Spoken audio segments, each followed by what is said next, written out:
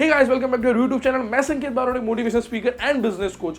आज एक बहुत जबरदस्त केस स्टडी के बारे में बताने वाला हूं। अगर आप स्टार्टअप ओपन करना चाहते हो या फिर अगर आप अपनी लाइफ में बिजनेसमैन बनना चाहते हो, आपके लिए केस स्टडी के बारे में सुनना बहुत इंपॉर्टेंट है। किस तरीके से एक एक्स आर्मी ऑफिसर और एक फार्मर ने करोड़ों की कंपनी खड़ी करके रख दी, किस तरीके से एक भी शॉप परचेस किए बिना 21,000 शॉप में उनकी प्रोडक्ट को सेल करते हैं, किस तरीके से एक भी प्रोडक्ट मैन्युफैक्चर किए बिना 3,500 प्रोडक्ट को वो सेल करते हैं, किस तरीके से उन्होंने अपनी कंपनी को 100 मिलियन के रेवेन्यू को रीच करवाया और किस तरीके से 182 करोड़ की फंडिंग को रेस किया। आज हम उस ऑर्गेनाइजेशन के बारे में एवरी सिंगल डिटेल जानने वाले हैं, उनकी स्ट्रेटजी, उन्होंने क्या लर्निंग्स को इंप्लीमेंट किया, कहाँ पे वो फेल हुए और किस तरीके से ओवरकम किया उन्होंने। हम हर चीज़ के बारे में जानने वाले। और अगर आप स्टार्टअप ओपन करना चाहते हो तो आपको एक केस स्टडी किस तरीके से हेल्प कर सकती है, हम वो जानने वाले हैं। इस चैनल को सब्सक्राइब कर देना, क्योंकि इस चैनल पे बहुत ज़्यादा इनोवेटिव वीडियोस आने वाले हैं, स्टार्टअप्स को लेकर, बिजनेस स्ट्रेटजी को लेकर और बहुत सारी चीज़ों को लेकर। तो चैनल को सब्सक्राइब कर देना और टाइम वेस्ट के बिना लेट्स बिगिन।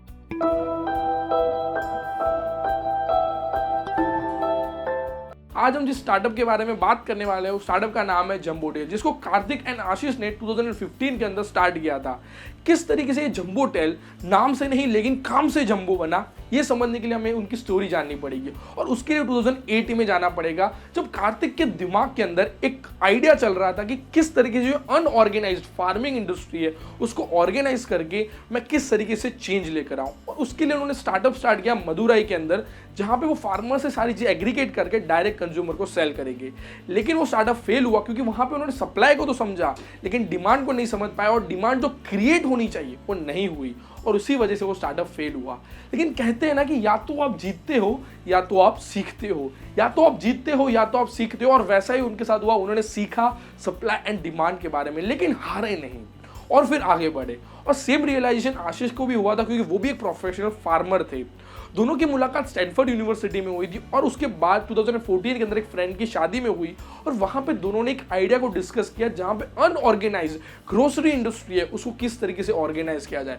एंड 2015 के अंदर उस आइडिया को इंप्लीमेंट किया और स्टार्टअप की शुरुआत की। आप समझ सकते हो कि 2008 का आइडिया जो फेल हुआ, एंड 2015 के अंदर उन्होंने एक नई आइडियोलॉजी के साथ वो आइडिया को रखा और वो सक्सेसफुल हुआ। यानी कि उन्होंने 7 सालों के अंदर market research, market demand, market supply, market के अंदर customer behaviour, customer relationship management और बहुत सारी चीज़ों को समझा, और तब जाके एक अच्छा स्टार्टअप आज सक्सेसफुल बना है।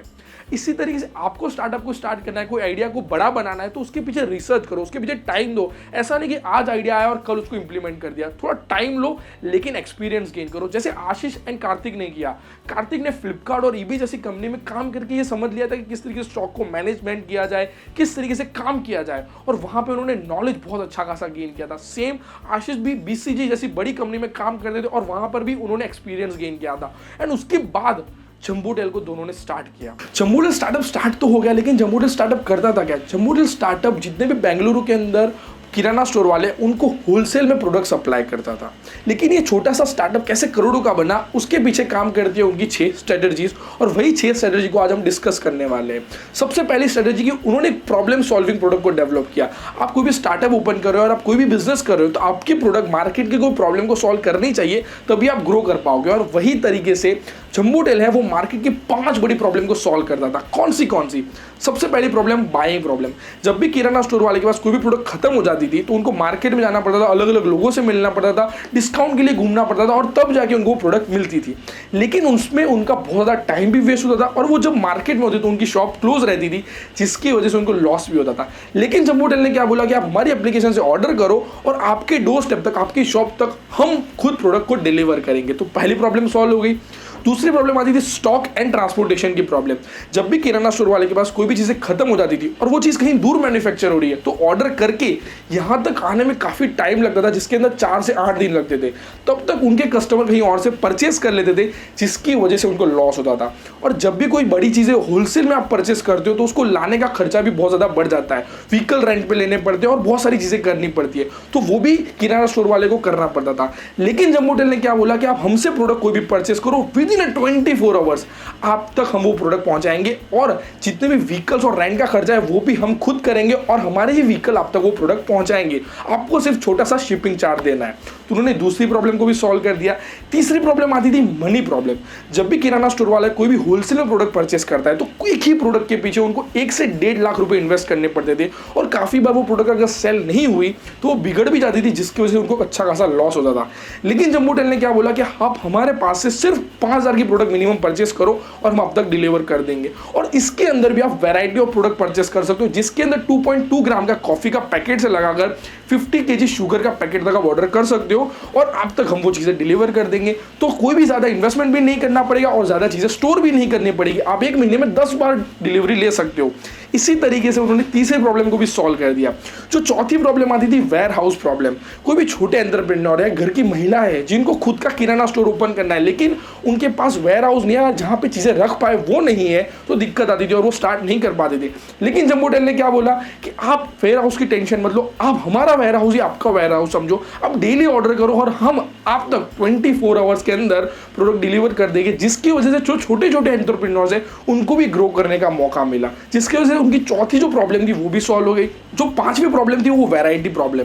इसके अंदर अगर कोई भी किराना स्टोर वाला है उसको शैम्पू के लिए अलग इंसान से मिलना पड़ता था, बिस्किट के लिए अलग इंसान से मिलना पड़ता था, ऑयल के लिए अलग इंसान से मिलना पड़ता था, केचप के लिए अलग इंसान से मिलना पड़ता था, अलग अलग लोगों के साथ अलग अलग डिस्काउंट, अलग अलग मार्जिन और बहुत सारी चीजें, जिसके अंदर से उनको बहुत सारी प्रॉब्लम को फेस करना पड़ता था। लेकिन जंबो टेल ने क्या बोला कि आप एक ही प्लेटफॉर्म पे 3500 प्रोडक्ट को डायरेक्टली परचेस कर सकते हो और आप तक डिलीवर हो जाएगी वो प्रोडक्ट। इसकी वजह से उनको अलग अलग प्लेटफॉर्म पे जाने की जरूरत नहीं, अलग अलग लोगों से मिलने की जरूरत नहीं है, वही डिस्काउंट वही मार्जिन के साथ उनको एक ही प्लेटफॉर्म से सारे प्रोडक्ट मिल जाएगी। इसी तरीके से जंबो टेल ने मार्केट की 5 बड़ी प्रॉब्लम को सॉल्व कर दिया, जिसकी वजह से उनके जो कस्टमर है वो डेफिनेटली उनसे ज्यादा परचेस करने लगे। तो दूसरी स्ट्रेटेजी उन्होंने अप्लाई की कि इजीली एक्सेसिबल प्रोडक्ट को डेवलप किया, यानी कि उनके एप्लीकेशन को उन्होंने बहुत ही सिंपल रखा। अगर आप अपने प्रोडक्ट को बहुत ज्यादा डिफिकल्ट या कॉम्प्लिकेटेड रखते हो तो डेफिनेटली कस्टमर वो प्रोडक्ट को यूज नहीं करते। लेकिन जंबो टेल ने बहुत ही सिंपल बनाए उनकी प्रोडक्ट और उनकी एप्लीकेशन को 2G एंड 3G में रन कर पाए उस तरीके की बनाई, और साथ साथ में उसको 4 लैंग्वेज में डेवलप किया, जिसके अंदर हिंदी, मलयालम, कन्नड़ एंड इंग्लिश,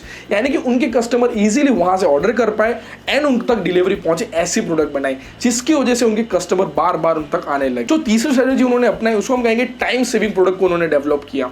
यानी कि क्या होता था कि अगर मान लो कोई कस्टमर उनको कॉल करके ये पूछेगा कि प्रोडक्ट अवेलेबल है या नहीं है, कितना स्टॉक है, क्या मार्जिन चल रहा है, क्या ऑफर चल रही है, क्या प्राइस है, यानी कि हर चीज़ वो अगर पूछता है तो उनका काफ़ी ज़्यादा टाइम भी वेस्ट होगा और बहुत ज़्यादा कस्टमर के लिए उनको ज़्यादा स्टाफ भी रखना पड़ेगा, तो उनको लॉस हो सकता था। इसीलिए उन्होंने अपनी एप्लीकेशन के अंदर एक फीचर डाला जिसको कहा उन्होंने गोल्डन आई, जैसे एक सुपर पावर हो, जिसके अंदर उनके जो क्लाइंट्स है वो कितनी प्रोडक्ट अवेलेबल है, क्या प्राइस चल रही है, क्या डिस्काउंट चल रहा है, क्या मार्जिन चल रहा है, हर चीज़ें देख सकते हैं, जिसकी वजह से उनका टाइम भी सेव हो जाएगा और जो भी स्टार्टअप करने वाले हैं उनका पैसा भी सेव हो जाएगा।